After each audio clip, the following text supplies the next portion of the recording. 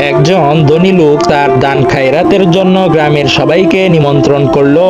সে নিজেকে নিয়ে খুব অহংকার করত এবং মানুষের সামনে নিজের দানের কথা তুলে ধরত। দাওয়াতের দিন সবাই খেতে বসেছে। হঠাৎ একজন দরিদ্র বৃদ্ধা এসে দরজায় দাঁড়ালো। তিনি খাবার চাইতে বললেন। ধনী লোক তাকে তুচ্ছ তাচ্ছিল্য করে বলল, তোমার মতো লোকদের জন্য এখানে জায়গা নেই, তুমি দূরে চলে যাও। বৃদ্ধা চলে গেলেন। কিছুক্ষণ পর ধনী লোকের খাবার থালা হঠাৎ মাটিতে পড়ে গেল।